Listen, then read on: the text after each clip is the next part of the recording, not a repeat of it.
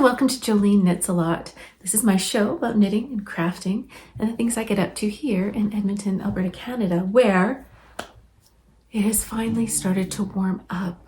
Oh, thank goodness. We were sort of in a bit of a deep freeze, and I know a lot of you out there are probably experiencing the same thing with tons of snow and really, really cold weather. We have had sort of consistent snowfall, so we do have a fair amount of snow, but it has been sort of in dribs and drabs, so we haven't had a big dump, which is kind of nice, but it has been very, very cold outside, and that means everything takes a little longer. It takes a little longer to put on all your layers when you're heading outside. It takes a little longer to drive your car anywhere because it has to warm up. And poor old Blue has been stuck inside. We do take him out for little walks and stuff, but it's just really so cold outside that it's not good for him to be out there for too long. But finally, today, it's going to be above freezing. So here in Edmonton, that's really good. And I know weather is relative to where you are and what you're used to, but I am delighted that we're looking at some warmer weather over the next week or so, because it just means fewer layers, longer walks for the dog, and just everybody's a little bit happier, I'll be honest with you. How have you been? What have you been up to the last couple of weeks? I had a knit night. That was really fun. Got together with some friends to just do some knitting. I had a bunch of books that I have read over the last little while that I brought in case anybody was interested, and some people took a few of those books, which was great. It's nice to share, particularly books. I tend to read a combination of either physical books that I purchase or books from my library or books on the Kindle. So when I have physical books that I'm done with, I like to share them around if I can.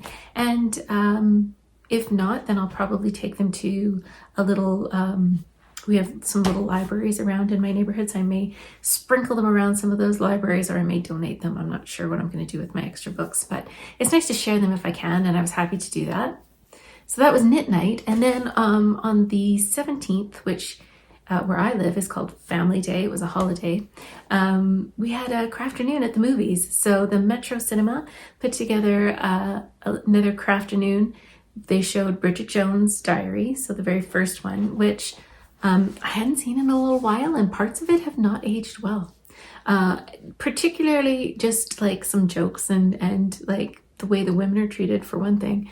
There's some questionable racial jokes as well that I was like, you don't know if those would fly these days, but I mean, the movie is, how old is it now? It's pretty old. And it was still a fun afternoon at the movies. I took along, what was I wearing? I was working on this, which I'll get to in a minute. And it was just nice to like see some familiar faces, see some friends, and then just see what a lot of people were working on. A lot of people were working on embroidery or stitching in the movie theater. In the movie theater, for crafternoon, they dim the lights, but not all the way. So it's kind of, it's not bright enough for these old eyes to be working on a lot of embroidery or stitchery. But for some people it was fine. So there's people crocheting, there's people knitting, there's people doing some stitching and stuff. So that was really cool to see the various crafts that people were working on at the movies. And it was just a really nice afternoon. So that's what I've been up to lately. Now that we're sort of middle to end of February, volleyball season is starting. My younger daughter plays club volleyball, which just means we spend a lot of time in gyms on weekends. So this weekend is a tournament coming up, so I was trying to plan some knitting that would be appropriate for watching volleyball. So that just means a lot of stockinette with maybe minimal shaping, and I'll show you what I've been working on when I get to my works in progress. So let's get to the elephant in the room, shall we? And that is my sea glass cardigan. I have finished it. Really, I only finished it yesterday. So it's fresh off the needles. Mostly, why don't I just give you a run through of everything I've done with this sweater? I am going to be publishing a video on my process for making this sweater because I chose to steek it. And adding in a steek is a little bit different from the way that the original pattern is written. And so I will be sharing a video with you on how I did that. But this sweater's knit from the top down. I added a steek and it's got some shaping. When I got to about, I don't know, here maybe, I decided to knit the sleeves. So the sleeves are a bit snug on me, but I've also been working out. I got a set of dumbbells for Christmas. So, you know, if my pipes are growing, that's probably why. This pattern requires, well, for me, I chose to change colors every row, and this is where that happened. You can see there is a line, and that is where the shaping happened as well. On the inside for the sleeves, I chose to weave in the ends by twisting the yarns at the beginning of and end of every round, because that to me was, although it was fiddly at the time, it was easier to do than deal with all of the ends that you would see on the inside of the sweater. So once they were all wound in and I gave the sweater a decent block, I just trimmed the ends. I left a little bit of an end because I didn't want those. Sometimes if you trim, if you trim your knitting ends too close to the fabric, the little ends can weave through, and I didn't want that to happen. So I just left a little bit, and hopefully over time they will just kind of felt in there because all of these yarns are non-superwash. Same thing goes on this sleeve. I knit a fairly generous cuff on the sleeves, and I did a 3-needle bind off, which because my ribbing is 2x2, I had to arrange my stitches a little bit. You can see that here before I bound off, but I just think it's a nice edge, and I did that same bind off on both the bottom hem here, right down there, and also on the button band, which you can see here. So once I had done the sleeves, I got back to the body and I knit it all the way down. I knit the ribbing, which, why don't I stand up and show you? So I knit, once I got to the bottom of my color work, which is down here, I bound off my steek stitches, and then I knit the ribbing just back and forth because the purpose of a steek is to make it easier to knit. And most people enjoy knitting on the right side versus all the purling. But once you get to ribbing, it's kind of equal parts knitting and purling. So there wasn't any benefit to continuing the steek. So I just bound off those stitches and kept going. Again, I did the Italian sewn bind off down here. And then once all that was done, I did a crochet reinforcement on where my steeks were. So down, you can see this hot pink yarn, which I chose both for aesthetics and for ease of seeing. I did a crochet reinforcement down both sides, and I like to use Kate Davies instructions. I'll put a link to that in the show notes below as well, because I feel like on her website she gives very clear instructions on how to pick up those stitches and how to do a crocheted reinforcement. So I did 2 rows of crochet, then I cut up the middle. Once that was all done, I gave the whole sweater a really good block, partly because I wanted to make sure all of my ends were going to stay where I left them. And I find when you block your knitting, it kind of gives the yarn a chance to like settle in and be comfortable where it is, but also then it wants to stay there. So I blocked the whole thing. I then picked up stitches around the neckline, and I knit this lovely neckline, including some buttonholes. I did 7 buttons. These buttons I got in, they're wooden, and I got them years ago, but they're very lightweight and I like them. I have them, similar ones on another sweater. Then I did buttonholes on the right side, my right side, and the buttonhole I used is instructions from Patty Lyon's Knitting Bag of Tricks, which I won't tell you about because it is a book, and so if you're interested, you could purchase that book. It's a really great buttonhole, and I think that it does a really good job of keeping the edges tidy. So I did all that. I did again the Italian sewn bind off on the edge of the button band, and then I blocked the button band again. This sweater's had a few baths. I blocked just the button band because, as you know, ribbing really can stretch out nicely once it's been blocked. So I gave it a little soak, laid it out, and then I sewed on the buttons. And then yesterday's job was to just sew down the steek. So just using the same hot pink yarn, I did sort of a whip stitch just to tack it down. And I probably didn't need to because my steeks are quite small. But it does actually, once I had completed it on one side, I was like, oh, it actually does look, it looks really nice. It kind of gives that edge a nice finish. It tacks it down so nothing's going to be pulling. I'm not going to catch that on anything. And that is it. I will, as I said, I will be putting out a video on my process for knitting this sweater and the weird things that I did to make it work for me, mostly including the steek and how I added that and the other things that I did in terms of yarn management. When it comes to all of the ends for this sweater, I just cut them. After I had done my crochet reinforcement and then cut up the middle and then blocked it, I just cut all these, I just cut them all. I just snipped them. And then all of the little ends, like anything left, is just hidden underneath this little steek.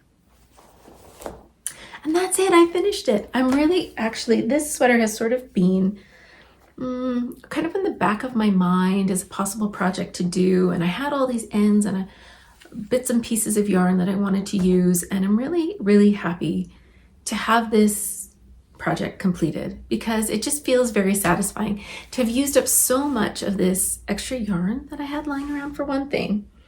And for another, just to see it like on me, it just feels like, it feels really satisfying to have finished it. So I will pop some pictures in here or maybe a little video and you can see just how happy I am in my sweater.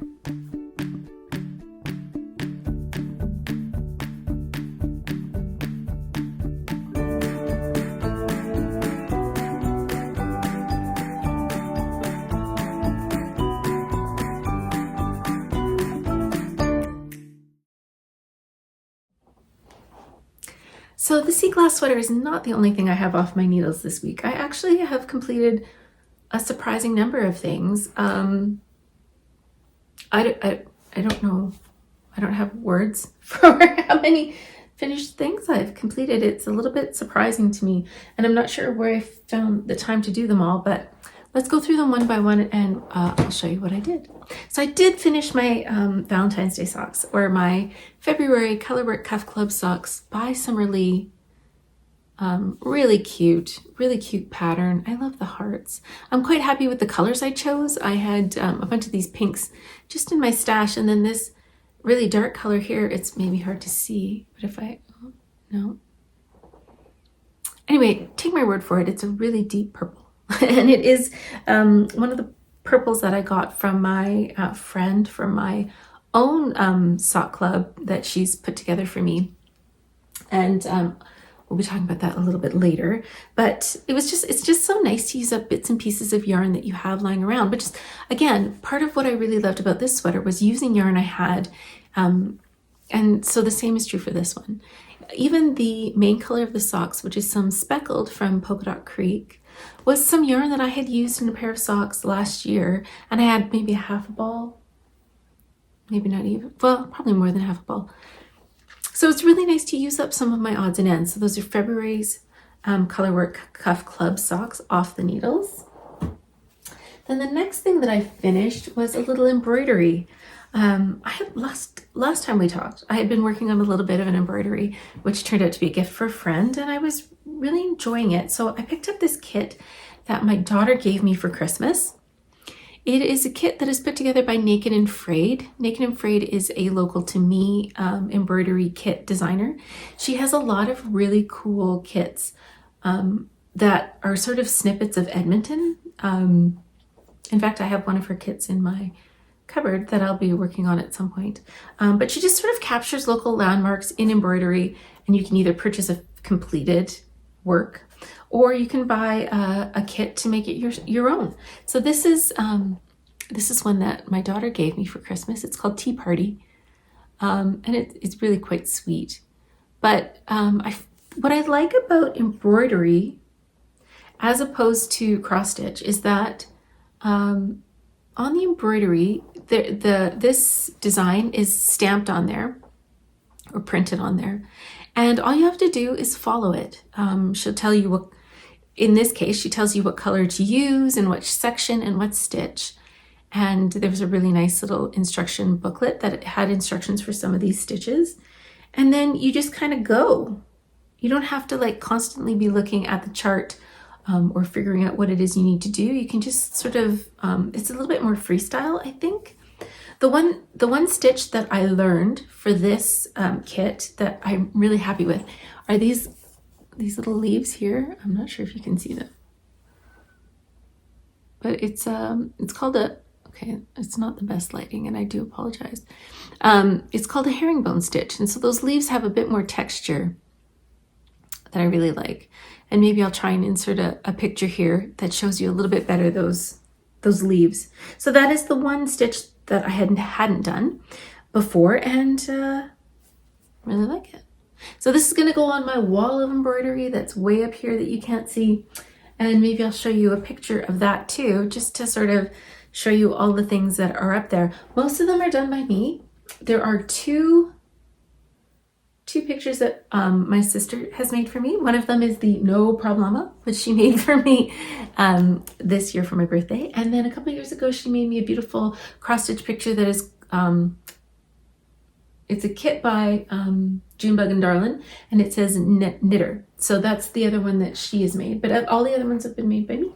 So maybe what I'll do is include a picture here of my wall of stitching, so that you can see all of the stitching that I and my sister have been doing the last little while.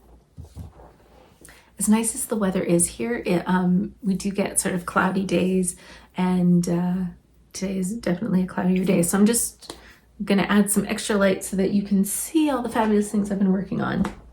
So in this, like, I don't know, I'm sort of in a mood to work through my stash, and this sweater maybe started it, but also just working on all of these little projects like the socks by Summer Lee has been allowing me to use up some of my stash, and that's been feeling really good. So I do have plans to go through my stash, which works for me. I'm not going to say it's too big or too small or bigger or smaller than somebody else's, because I think everyone's stash is sort of personal and should meet your needs, and it doesn't matter what everybody else does. But there is some yarn in there that I've had a while that I'm just not using, and so I'd like to donate it. Craft for Yeg is a local organization for me, and maybe you've heard me talk about them before, but it's been a while. So Craft for Yeg is a local organization. It's volunteer based, where local crafters make things, and we can make just about everything, and the Craft for Yeg finds a home for it. So 4 times a year they do a big collection where you bring in all the things you've made, and they find homes for it. So there'll be tables for child size items, there'll be tables for stuffies, there's tables for women's size, men's size, there's a table for like items to be used for the elderly who may have cognitive issues, so fidget toys, or like mostly fidget toys or little things to keep their hands busy, which kind of keeps your mind busy. There's also tables of things for women who are establishing themselves again, perhaps after having to find a new homing situation. So things like dishcloths and soap bags and things like that. So there's even tables for pet items. So pets who are in shelters may need like little blankets or curtains or snuffle mats, so that you can make something. And there is an organization in our city who would be happy to receive it. And Craft for Yeg is sort of that middle piece that takes the crafted items and shares them with the people who could really use them. So I just think they're a great organization, and I would encourage you, if you're in the Edmonton area, to consider donating. Also, if you're not in the Edmonton area, maybe you'd like to find organizations in your local area who sort of fill those gaps for people. Anyway, I brought Craft Up for Yeg up for two reasons. One of them is that I'm going to go through my yarn and just take out some of the stuff that I'm just not using and donate it to them, because they do take in donations of craft supplies to share with people who then make the things. So that's really great. But while I was sort of looking at my stash, I remembered that I had these balls of Lion Brand Thick and Quick, and I tend to buy this when it's on sale. So if it's on sale, I'll buy a couple of skeins, and then when I have time, I'll make some things. So the last few collections, I've been making mittens out of this yarn. I just think it's a very great workhorse yarn for where I live. I have made myself mittens out of this yarn, and I think they're great. And so I often will make mittens to donate. And this time around, I have made some hats. So I started with this hat, and I had three skeins of this. This sort of, I think it's called Air Cadet, this color. Now this hat turned out really big. It's even big on my husband, but my theory is that, and people come in all shapes and sizes, and there may be people out there who have a really big head who need a hat. So this is the biggest one that I made. And then after I made that one, I sort of downsized. So I made a couple that were this size, which will fit me. And this is all the same pattern. It's a pattern that is free, and it is by Pearl Soho. So if you're looking for free patterns for things like this, like for items to donate or even just to use in your daily life, check out Pearl Soho. They have a lot of great free patterns. So does Tin Can Knits. So I just made a whole bunch of these hats, and then I had a little bit left over, so I made this little hat. And it turns out I had half a skein of green in my stash, so I made this little hat. And all in all, I made 7 hats. And these, I really just flew off my needles. Like, I could make one of these hats easily in an afternoon. So this seems like a lot of knitting, and I guess it is, but it really flew by. And it was a nice palette cleanser as I was sort of in between stages of blocking this, and also sort of like thinking about how I wanted to manage this. There were some days where I was like, oh, I'm just gonna let that sweater sit so I can think about what I need to do next. And that was a great time to go through the stash, grab some yarn, and knit up some hats for donation. So these are all going to go, I'm going to set them aside. I'm also going to have big plans in the next couple of weeks to go through my stash, just tidy it up, organize it, and then get rid of anything that I just haven't been using. And then donate it with these hats as well. So I'm going to take advantage of the next sort of collection to do a little bit of organizing here and hopefully help other crafters to make some more things for donations the next time. I have one last project off my needles, and you can go ahead and laugh. I don't mind. I probably deserve it, because at the end of last year, I said on this podcast that I was kind of done with knitting socks and maybe I needed to take a break from them. That was not true. I have been knitting a lot of socks. Partly because I've still got the Colorwork Cuff Club by Summer Lee that I'm enjoying and loving, getting a new pattern at the beginning of every month. And then my friend has started, as sort of a Christmas/birthday gift for me, a 3-month sock club for myself, where every month she sends me a pattern and some yarn to knit a new pair of socks. And so I've got another pair on my needles from that. And then last week, Summer Lee put out a new video about a new pattern that she had come out with. They're called the Comfort Core socks, and I jumped right on board because, as I said, for Christmas last year I got a new set of dumbbells, and I try to be active as much as I can, but I haven't really done a lot of weightlifting or weight training, I guess. And so this is sort of my way of easing into it, and I've been using my weights.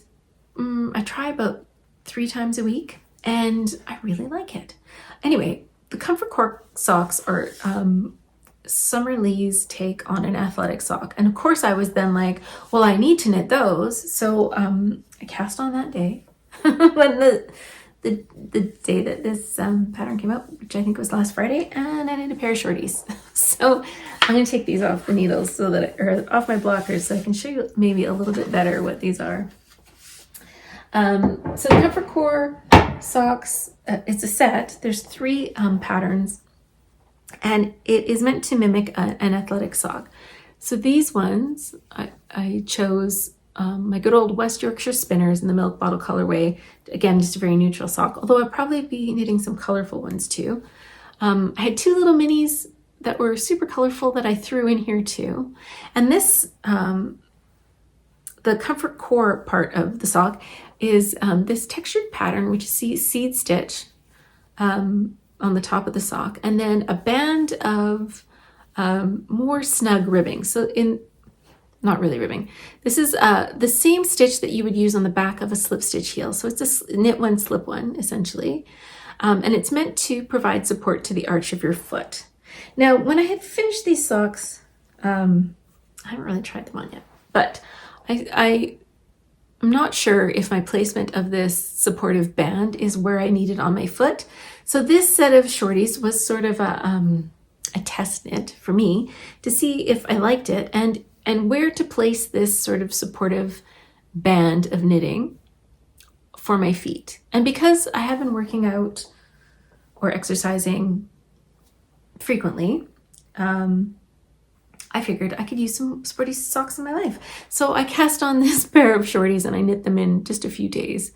Shorties, number one, go so fast. And once you've knit some socks, and if you've knit as many socks as I've knit, over the years I've knit, I don't even know how many, I don't even want to guess how many pairs of socks I've knit. You get the gist of like the heel and the toe and all of that stuff. So it's just inserting this stitch pattern into it. So it was a bit of a texture on the top here, and then this sort of arch support here. So these socks I'm going to be trying out in the next couple of weeks and see how I like them and how the placement of that support works on my foot. I have a feeling it's a little bit too far towards the toe, and that maybe this section here should be moved up a little bit, but I'm going to try them and I'm going to see. And apparently socks are very much in the picture here. Here at Jolineknitsalot. I guess I should just never say things like that on this podcast because it will come and bite me in the butt at some point. But however, there you have it. Another pair of socks off my needles. Yeah, I'm looking forward to giving these a try. She's got there are 3 versions of this sock. One has a ribbed leg and some stripes, and one of them has a stockinette leg and some stripes. So I think it'll be fun to just try those out, but really I was more interested in the fit of these sort of sporty socks because I do wear sporty socks quite often actually. And those are all the things off my needles this past couple weeks. Now, as I said, I do have my very own sock club that was very thoughtfully put together by a friend of mine. And I received the pattern. I think the last time we talked, I told you that the pattern I was going to be knitting is the Mondim socks. The Mondim socks is a pattern written by Andrea Mowry of Dre Renee Knits. And the pattern itself is, I think, sort of a take on her DRK Everyday socks. So if you're familiar with those, it's a bit of a tweak on that. So it's that idea of those socks, which is a toe-up sock with a fleagle heel knit in some ribbing. But these Mondim socks have a bit of a pattern to them. So I received my yarn in the mail last weekend, and once I finished my sporty socks, it was time to cast on the next version of socks for me in my sock club. So do you do this? When I knit socks from the top down, I use DPNs. I think partly because that's how I learned how to knit socks, and that's just sort of my comfort zone, and I just like it. So that's what I do. I have learned that when I knit colorwork, I like to use a 9-inch circular needle because it helps keep my knitting, my colorwork stitches sort of evenly distributed around the sock, and it just creates a nice fabric. And I really like the way it looks. So I use a 9-inch circ for colorwork socks only. When I knit toe-up socks, I use magic loop. Do you do this? Do you like vary your technique or your way of knitting depending on what you're knitting and how you're knitting it? I don't know what it is, but if I'm knitting toe-up socks, they're probably going to be on magic loop. So I have, these are some 2.5 millimeter needles. Normally I use a 2.25 millimeter needle for my DPNs, but this sock pattern uses slightly fewer stitches than I normally do. So for, let's say for these socks, these ones and these ones, I knit them both on 2.25 millimeter needles. I did go up a little bit. My 9-inch circ for the color work is a little bigger, but that's just for color work. But normally a top-down sock is 64 stitches on a 2.25 millimeter needle. That's what works for me. However, this sock pattern, the total stitch count is 60 stitches. And so the pattern designer has you go use a slightly larger needle. So I'm using a 2.5 millimeter needle, again with magic loop. And this is the Mondim sock pattern. So you can see it's got a little bit of a lacy detail, and it has a stripe. But otherwise in construction, they're relatively similar to the DRK everyday sock. Now the yarn, let's talk about that, because this is some yarn I have never used, but I have been interested in this dyer for some time. This is, let me see if I can find the label. Yes. This is the Sunday Fiber Co. Beautiful label, I think. She is a dyer out of Vancouver, Canada, and I've been watching her for quite some time because her colors are beautiful, and she just always has interesting videos and photos on Instagram. So this is a part of her Valentine's Day collection, the colors, and I got a full skein of this light pink, and then a small skein of this contrast color, just a bit of a dustier pink, I would say.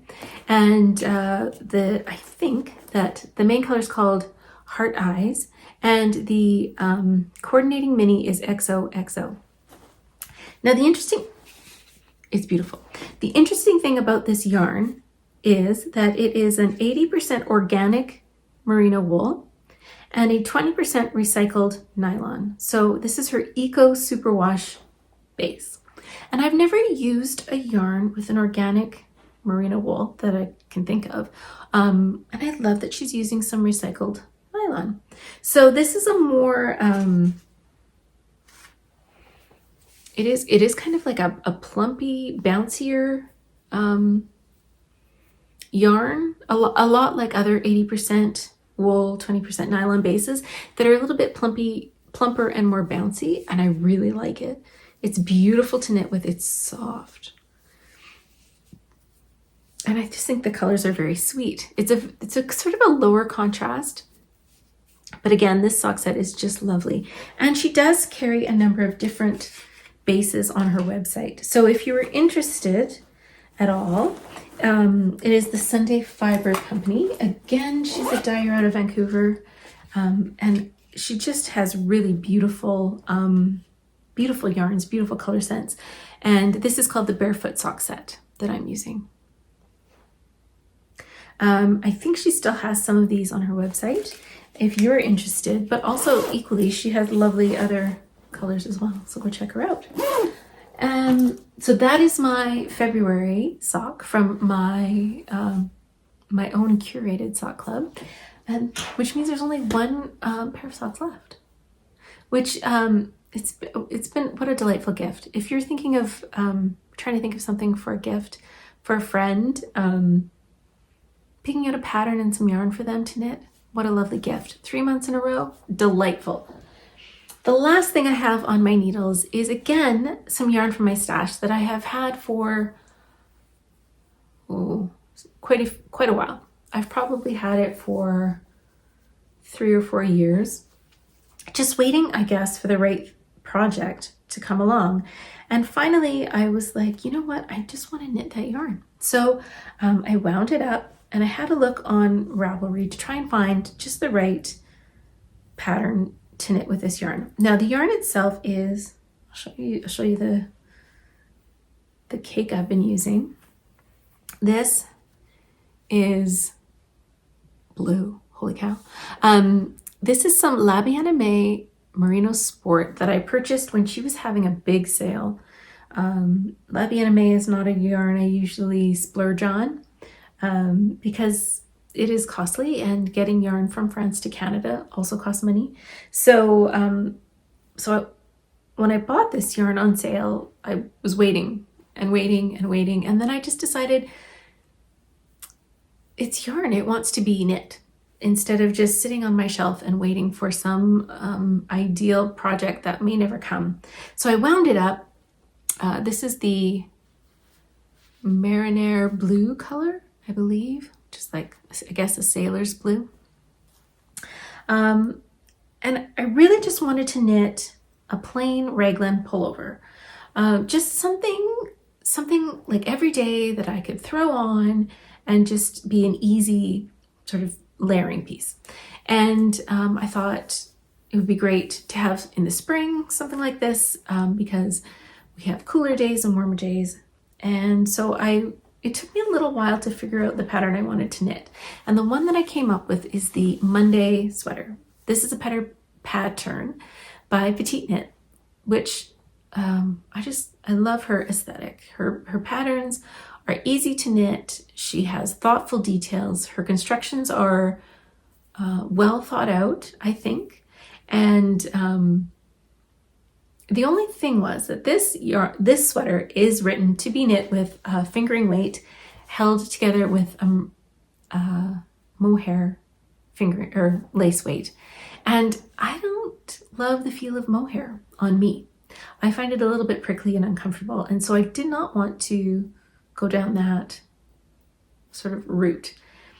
But the gauge for a fingering and a lace weight held together was very similar to a gauge I could get with the sport weight held alone. So that's what I did. I cast this on just maybe a day or two ago as some really simple sort of stockinette knitting, knowing that I have a few volleyball matches to sit through. And so I thought this would be really great to take with me. So let me show you where I'm at. This again is a sweater that is knit top down. Oh, it just looks so tiny on the screen.